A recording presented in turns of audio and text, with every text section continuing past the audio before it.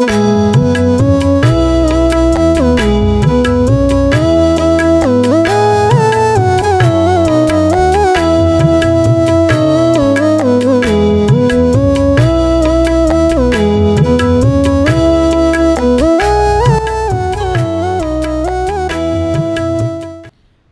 brothers and sisters in the Lord, ప్రభునందు ప్రియమైన సహోదరి సోదరులారా, today's verse for our meditation is taken from Matthew's Gospel, chapter 5, verse 6. ఈ రోజు మన ధ్యానం కొరకు మత్తయి సువార్త 5వ అధ్యాయము 6వ వచనం నుండి తీసుకొనబడింది. Blessed are they which do hunger and thirst after righteousness, for they shall be filled. నీతి కొరకు ఆకలి దప్పులు గలవారు ధన్యులు, వారు తృప్తిపరచబడుదురు.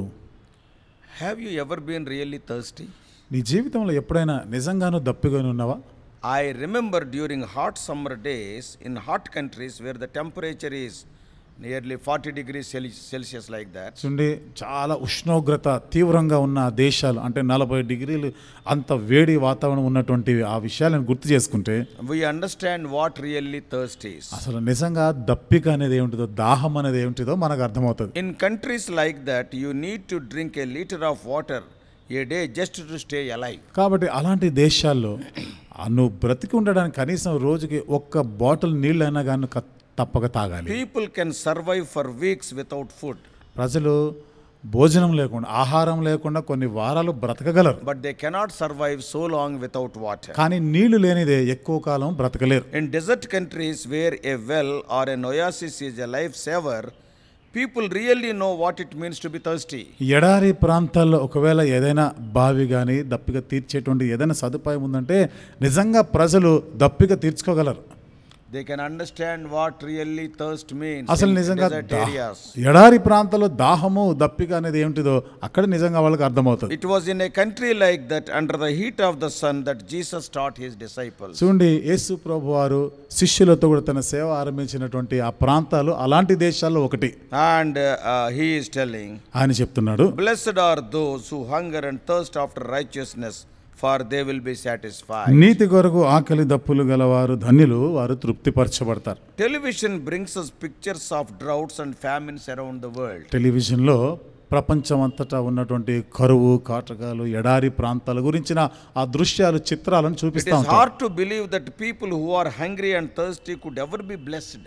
ప్రజలు ఆకలితో దప్పికతో ఉన్నవారు నిజంగా వాళ్ళకి ఆకలి తీర్చబడుతుందా అనేది ఒక సందేహం. ధన్యులు అనేటువంటిది ఎక్కడ ఉండదు. వాళ్ళు ధన్యులు అనేది ఎక్కడ లేదు. If anybody is thirsty or hungry, how can he be a blessed person? ఎవరైనా నిజంగా ఆకలితో ఉండి దప్పికతో ఉన్నారు, వాళ్ళు ఎట్లా ధన్యులు అవుతారు? But here, కానీ ఇక్కడ it చూస్తున్నాం, all depends on what you are hungry for. ఇదంతా కూడా దేనిని కొరకును ఆకలిగా ఉన్ననో దానిపైన ఆధారపడింది. Some people are permanently hungry for food, and that is not good.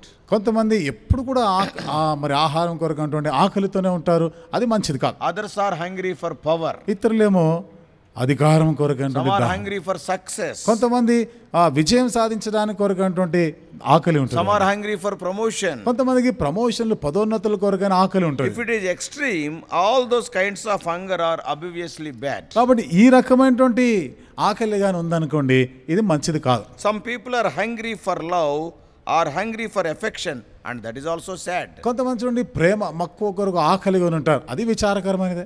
But Jesus points us here in the 4th beatitude. అయితే యేసు ప్రభువారు ఇక్కడ ఈ 4వ ధన్యతల్లో ఆయన చెప్తున్నమాట, It is another kind of hunger. ఇది మరొక రకమైన ఆకలి. Jesus says that that is a very good hunger because it leads us to a real blessing. యేసు ప్రభు ఇది చాలా మంచి ఆకలి అంటాడు, ఎందుకని ఇది ఒక ధన్యతగా నడిపిస్తుంది. It is the hunger and thirst after righteousness. ఇది నీతి కొరకైన ఆకలి దప్పులు.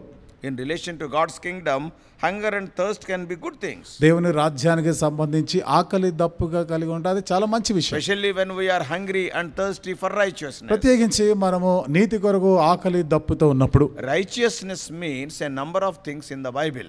నీతి అంటే బైబిల్ గ్రంథంలో చాలా విషయాలు ఉంటాయి. It can mean being in the right relationship with God. ఇది దేవునితో సరి అయినటువంటి ఒక సత్సంబంధం కలిగి ఉండటం కూడా నీతి.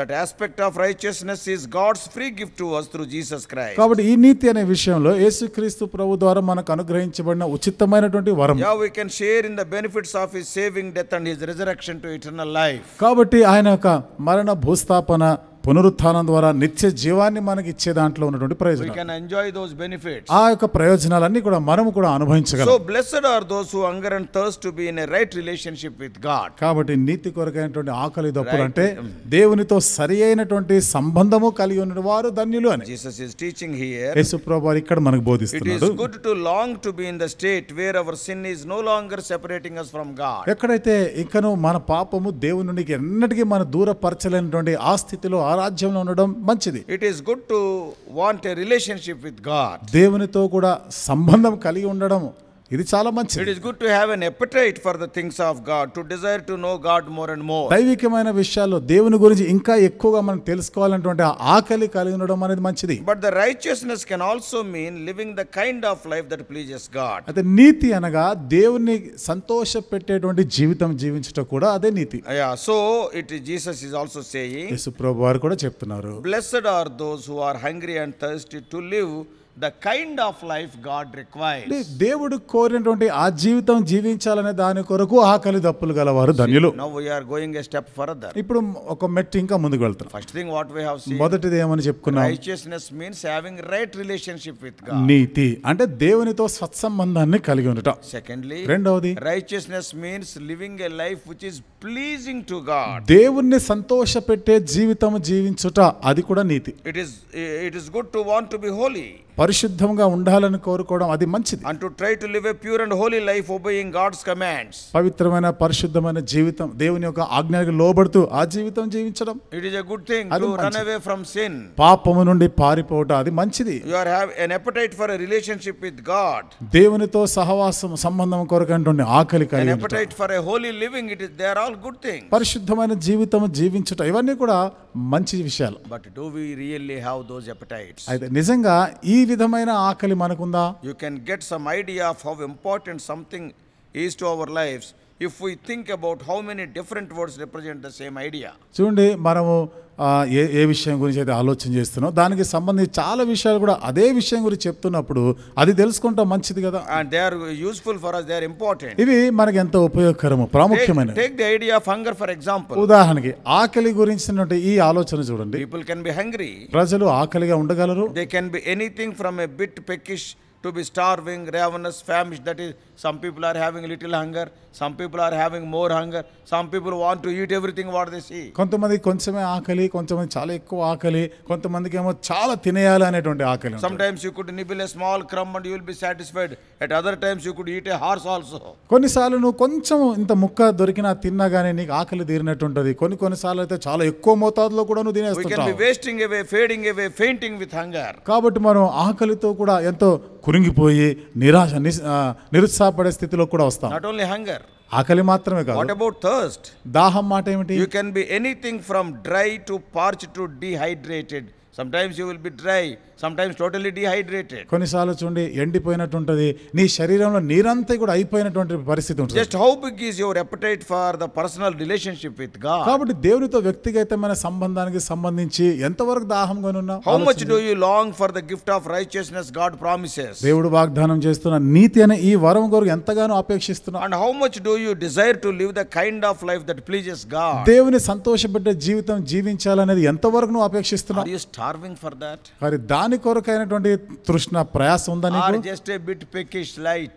లేదా ఏదో అంత మాత్రం ఉంటే సరిపోతుంది Or అనుకుంటున్నావు? could you nibble a crumb? Okay, this small is okay. లేకపోతే ఇది దొరికింది కదా ఇంక ఇది జాలే సరిపెట్టుకుంటాను Or are అంటున్నావా? you parched for that? లేకపోతే దాని కొరకు నిజంగా నేను ఎడారి స్థితి అంటే దాహం కొన్న స్థితిలో ఉన్నావా? The Bible gives us some fine examples of what it means to hunger and thirst after righteousness. Bible గ్రంథంలో నీతి కొరకైన ఆకలి దప్పులు అనే దాని గురించి అసలు ఏమిటిదో దానికి ఎన్నో ఉదాహరణలు ఇవ్వబడ్డాయి. Yes, some examples truly to desire to know God and to live a holy life. కొన్ని ఉదాహరణలు మనం నిజంగా దేవుని ఎరిగి దేవుని కొరకు పరిశుద్ధమైన జీవితం జీవించాలనేటువంటి ఆశ కలిగి The ఉండటం. psalmist says in Psalm 42 verses 1 and 2. కీర్తనకారుడు 42వ కీర్తనలో 1-2 వచనాల్లో అంటాడు, As the deer pants for streams of water, so my soul pants for you, O God.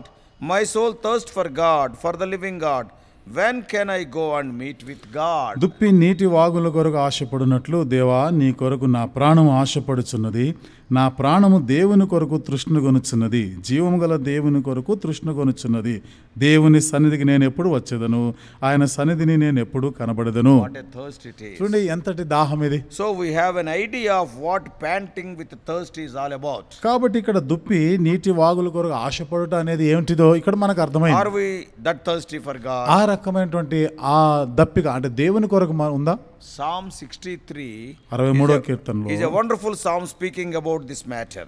ఈ విషయాన్ని గురించి ఇది చాలా అద్భుతమైనటువంటి సంగతులు చెప్తాం. Read it leisurely during the day. మరి ఈ దినమంతట్లో తీరిక ఉన్న సమయంలో మీరు చదవండి. So few Christians today are that fanatical about God and spiritual things. They are after them. కాబట్టి కొంతమంది క్రైస్తవులైన వారు ఈ విషయాలు ఇది కావాలని కోరుకున్నారు కొంతమంది ఉన్నారు. Too many of us are afraid of being too committed. మనలో చాలా మంది అయితే మనం ఇంకా అంతగా దేవునికి మనం నిష్ట కలిగి ఉండాలనే దానికి ఎంతో భయపడతారు. How hungry and thirsty are we for God? దేవుని కొరకు మనం ఎంతవరకు ఆకలి దప్పులు కలిగి ఉన్నాం. Here are three simple tests to measure our appetite for God. ఇక్కడ దేవుని కొరకు మనకు ఆకలి ఉందా అనే దానికి పరీక్షించడానికి 3 సంగతులు చూడొచ్చు.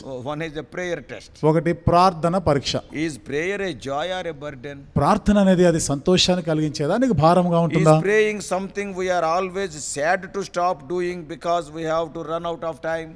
ప్రార్థన అంటే ఇంత సమయం అయిపోతుంది కదా ఇక చాలే ఇంకా ఆపేసి వెళ్ళిపోదాం అనేదా? Or is praying something we can never be bothered to start doing? Some people never bother. ప్రార్థన అంటే అసలు దీని గురించి పట్టింపే ఉండదు అసలు వాళ్ళకి. Jeremiah 29th chapter ఇర్మియా గ్రంథం 29వ అధ్యాయంలో verses 12 and 13 says, 12, 13 వచనాల్లో Then రాయబడింది. you will call upon me and come and pray to me and I will listen to you.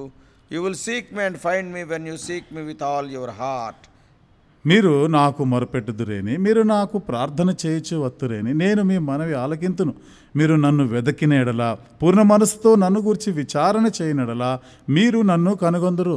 If we don't meet God when we are praying, for much of the time it is because we didn't really want to meet with him in the first place. ప్రార్థనలో మనం దేవుని వెతకకపోతే, దేవుని ముఖదర్శనం చేసుకోనకపోతే అసలు ఎందు నిమిత్తం అక్కడికి వచ్చి మనం ప్రార్థన చేస్తాం అది వృధా అయిపోతుంది. See, first of all, why we are not meeting God? చూడండి అసలు మనము దేవుని ఎందుకు కలుసుకోవడం We లేదు? are coming to prayer, ప్రార్థనకైతే వస్తున్నాం, coming and going. వస్తున్నాం వెళ్ళిపోతున్నాం. And why we are not meeting God? ఎందుకని దేవుని కలుసుకోకుండా పోతున్నాం? The reason is, కారణం ఏంటిదంటే first of all, we are not having the desire to meet God, just coming and going for attendance sake. దేవుణ్ణి కలుసుకోవాలనే ఆశ కాదు మొదటిదిగా, మనం ఏదో ఊరికే వస్తున్నాం పోతున్నాం అంతే.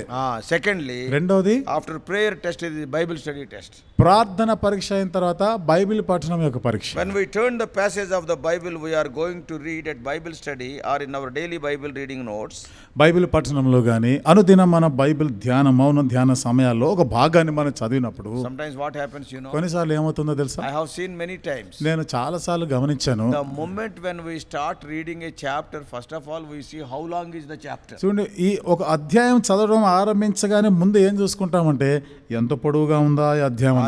Now it is not going to be అయితే completed. ఇప్పుడైతే మనం ఇది పూర్తి చేయలేములే అనుకుంటాం. Oh, does our heart sink when it seems to be a long passage?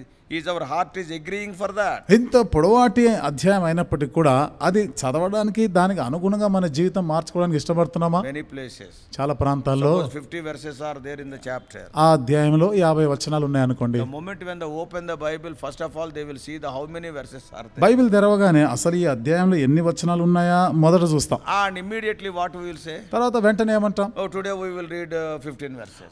సరే ఈ రోజు 15 వచనాలు చదువుకుందాంలే. What does it mean? అంటే దాని అర్థం Are ఏంటి? you having any interest in Bible study? Bible పఠనం గురించి ఏమైనా నీకు ఆసక్తి శ్రద్ధ ఉందా? Whom you are satisfying? ఎవరిని తృప్తిపరుస్తున్నాం? So if we are truly hungry and thirsty for God, the best passages will be the longest. నిజంగా దేవుని గురించి నిజమైనటువంటి ఆకలి దప్పిక ఉందనుకోండి, మనం చదవాలనుకున్నటువంటి భాగము శ్రేష్టమైన భాగం ఏదైనా ఉందా అంటే ఎక్కువ వచనాలు ఉన్నటువంటి భాగం The కోరుకుంటాం. longest portion will become your dearest portion. నీకు పొడవాటి ఈ భాగము నీకు ఎంతో ప్రియమైన భాగముగా అవుతుంది. Why?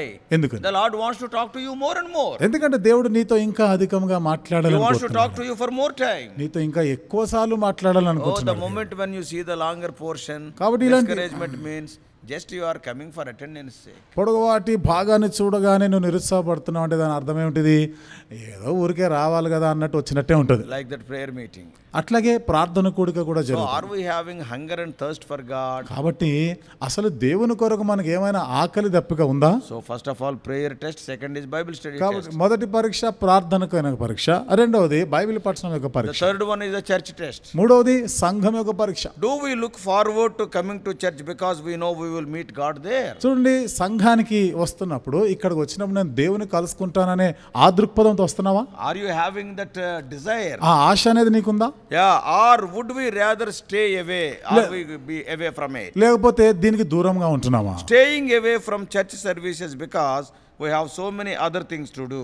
సంఘంలో జరిగే సేవ పరిచర్యను దూరంగా ఉంటున్నావంటే ఇంకా నువ్వు వేరే చాలా చేస్తున్నావు అని అర్థం. And we feel worn out would be like staying away from the dinner table because we are so weak and hungry that it is too much effort to cook a meal. It is something like this. చూడండి, ఇది ఎట్లా ఉంటుందంటే, See, I cannot cook and meal, నేనైతే వంట చేయలేను so I don't want to eat. కాబట్టి ఇక భోజనం చేయనులే. Will you say like that? అట్లా చెప్తారు ఎవరైనా? Never you will say. లేదు, మీరు అట్లా చెప్పరు కదా. Though it is difficult. కష్టమైనా కానీ So just as the dinner table is a place to get strength for our body, ఏ విధంగా అయితే భోజనం బల్ల మన శరీరానికి బలమునిచ్చేదిగా ఉంటుందో, church is the place to get spiritual strength for the rest of our life. సంఘం అనేది మన శేష జీవితానికి బలమునిచ్చేది. If church does not bring us closer to God, కాబట్టి ఇది కానీ నిన్ను దేవునికి దగ్గరగా తీసుకొని it రాకపోతే is easy to blame other people. ఇతరులని నిందించడం చాలా సులువే. You can blame the minister for boring sermon or choosing songs we don't like. So many blames you will be doing. First of all, you are not interested in the church. కాబట్టి వాక్య పరిచయం చేసేవారంటే విసుగుపడతావు, పాటలు పాడుతూ ఉంటావు, పాటలు చెప్పేవారిని బట్టి విసుగుపడతా ఉంటావు. ఎందుకని? మొదట నీకు అసలు దీని గురించిన ఆసక్తే లేదు. నీకు You are not interested to come to the church. మందిరానికి రావాలన్నటువంటి శ్రద్ధ లేదు. But what you will tell? కానీ నువ్వేమంటావు? That speaker is boring. ఆయన అంత చెప్తే అంత విసుకే వస్తుంది. And that song is not so emotional. అది ఏం పాటలు పాడతారండి, అది మనకి ఏం Why అంత to ఉద్యోగం go there? ఎందుకు వెళ్ళాలండి First of అక్కడికి? all, you have decided not to go and you are telling all these things. మొదటిదిగా అసలు మందిరానికి వెళ్ళకూడదని అనుకున్నావు, అందుకని ఈ మాటలని చెప్తావు. But in most cases, if a person does not meet with God when they come to church, it is not because God is not there, it because the person didn't really want to meet with God. చాలా సందర్భాల్లో చాలా మంది విషయాల్లో మందిరానికి వచ్చి కూడా దేవుని వారు చూడలేకపోతున్నారంటే మొదటిదిగా దేవుని చూడాలనేటువంటి ఆశతో కాదు వాళ్ళు వచ్చేది ఇక్కడ. So it doesn't mean that God is not there. దాని అర్థం అక్కడ దేవుడు లేడని కాదు కదా. But we are not willing to see God. కానీ దేవుని చూడాలి, దేవుని కలుసుకోవాలనేటువంటి ఆశ ఆసక్తి మనకు లేదు. So 3 simple tests. కాబట్టి 3 సామాన్యమైన పరీక్షలు: Prayer test, ప్రార్థన Bible పరీక్ష, study test, బైబిల్ పఠనం పరీక్ష, church test. సంఘం యొక్క How పరీక్ష. hungry are we for prayer? ప్రార్థన కొరకు ఎంత మేరకు ఆకలిగా How ఉన్నావు? hungry we are for the Bible study? Bible పఠనాల కొరకు ఎంత ఆకలి ఉంది? For worship and teaching and fellowship? ఆరాధన కొరకు, బోధ కొరకు మనకి ఎంతవరకు మనకు ఆకలి ఉంది? See 84:2. 84వ కీర్తన 2వ వచనం చూడండి. Psalms. కీర్తనలు 84. My soul yearns, even faints for the courts of the Lord. My heart and my flesh cry out for the living God. కాబట్టి జీవము గల దేవుని ఎదుర్కొనుటకు, జీవము గల దేవుని దర్శించుటకు నా ప్రాణం ఎంతో ఆశపరుచున్నది, అది సొమ్మసిల్లుచున్నది, అది నా శరీరం ఆనందంతో కేకలు వేయుచున్నది. If we are not as hungry and thirsty as we should be for God, ఎంతవరకు మనం దేవుని కొరకు ఆకలి దప్పిక కలిగి ఉండాలో అంతగాని లేకపోతే there can be a number of reasons. దానికి ఇంకెన్నో కారణాలు ఉండొచ్చు. Some people seem to think that one drink will satisfy a lifetime's thirst. కొంతమంది ఏమనుకుంటారంటే ఒక్కసారి తాగితే జీవితకాలం అంతా ఇక అది దప్పిక తీర్చేది, మళ్ళీ తాగక్కర్లేదు అనుకుంటారు. If we are close to God once, they were overwhelmed by the Spirit once, and they think that they don't need anything else. ఒకసారి దేవునికి దగ్గరగా వచ్చాము, మనం ఇంకా ఆయన ఆత్మజ నింపబడ్డాం, ఇంకా చాలు, ఇంకా మరలా దేవుడి దగ్గర పోయే అవసరం లేదు అనుకుంటాం. But the thing about hunger and thirst is that they are never permanently satisfied. It will be daily.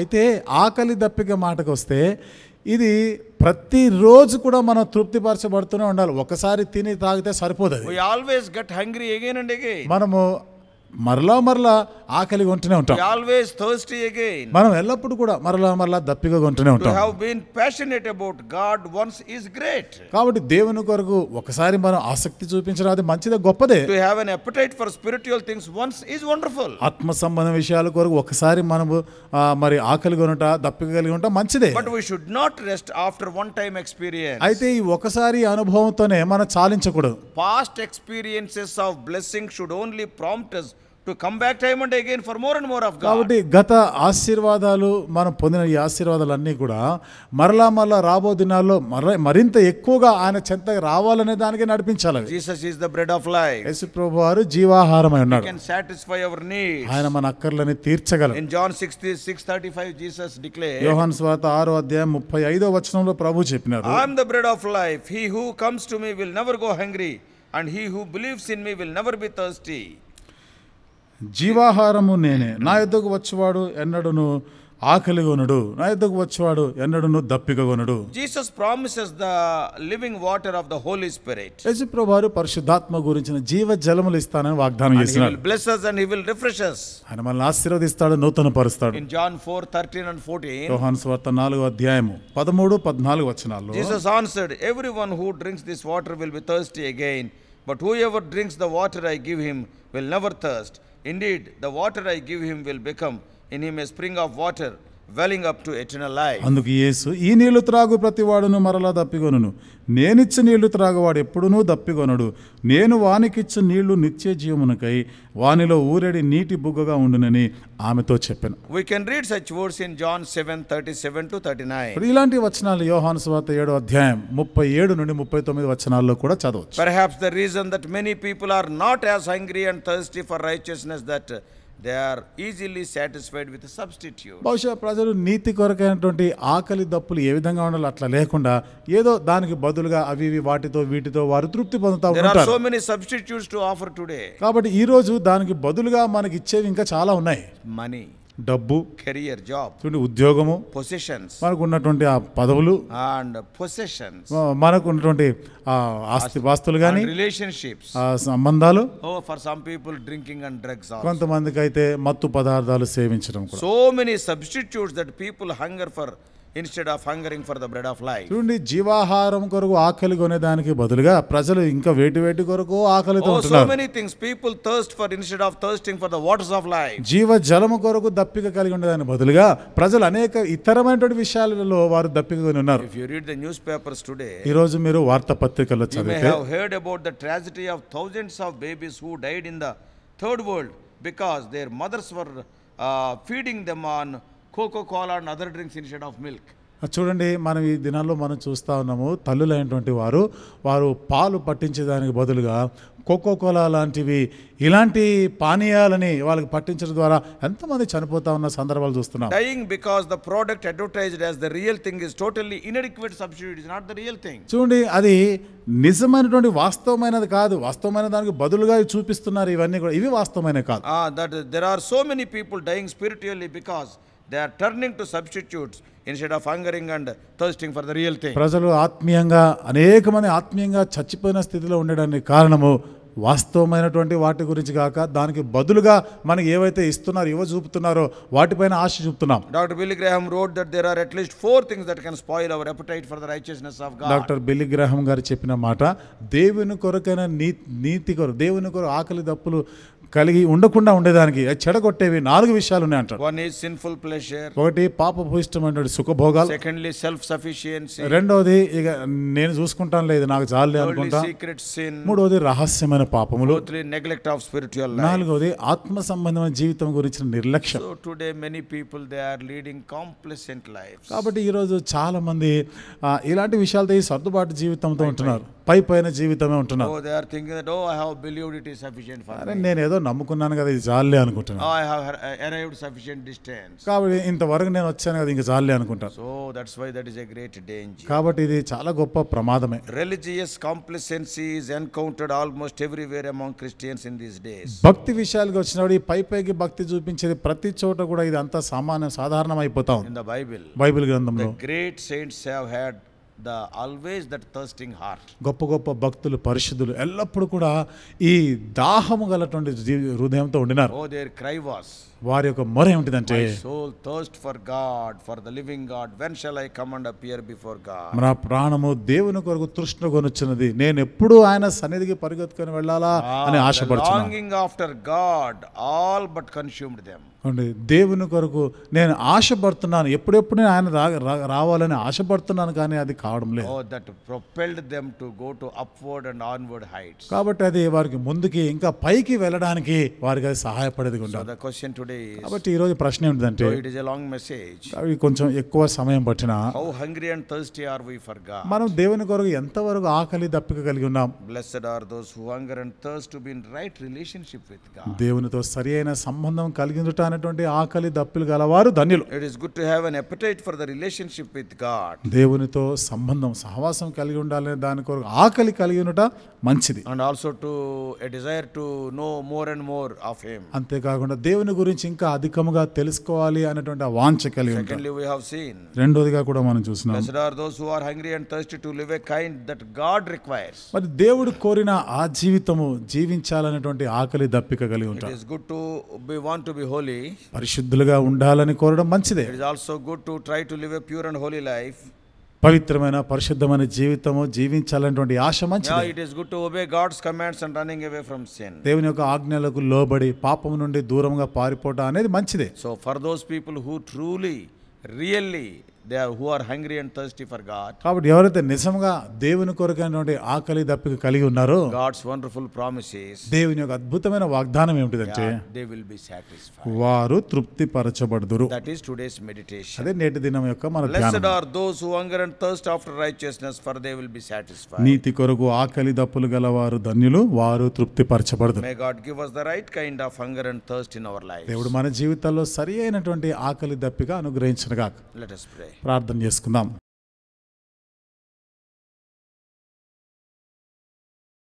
Loving Heavenly Father, ప్రేమగల మా పరలోక తండ్రి, Lord, we thank Thee for this wonderful beatitude. దేవా, అద్భుతమైనటువంటి ధన్యతలను బట్టి మీకు వందనాలు చెల్లిస్తున్నాం. O Lord, when we are hungry and thirsty for righteousness' sake, Thou hast said that we will be satisfied. దేవా, మేము నీతి కొరకైన ఆకలి దప్పులు కలిగి ఉంటే మేము తృప్తిపరచబడతామని మీరు వాగ్దానం When we చేస్తున్నారు. are having the desire to have a right relationship with You, మేము దేవునితో మీతో సరి అయినటువంటి సంబంధం కలిగి ఉండాలని ఆశ Lord, ఉన్నప్పుడు, when we desire to satisfy You in our day-to-day living, మానుదిన జీవిత విధానంలో మిమ్మల్ని తృప్తిపరిచే జీవితం కలిగి Lord, ఉన్నప్పుడు, when You want You to know You more and more, దేవా, మేము ఇంకా మిమ్మల్ని అధికంగా తెలుసుకోవాలని మీరు when we are కోరుతున్నారు. having this kind of thirst and hunger, ఈ రకమైనటువంటి ఆకలి దప్పిక కలిగి ఉన్నప్పుడు O Lord, we will be satisfied. మేము తృప్తిపరచబడతాం. Help us not to be complacent believers. ఓ దేవా, ఏదో పైకి తృప్తి పొందే విశ్వాసం ఉండకుందాం. Help us to be, O Lord, passed in the prayer test and Bible study test and church test also. దేవా, ఈ ప్రార్థన అనే పరీక్షలోను, బైబిల్ పఠనం అనే పరీక్ష, సంఘ కార్యక్రమాల్లో ఈ పరీక్షలో మేము ఉత్తీర్ణం అవుతాం కాక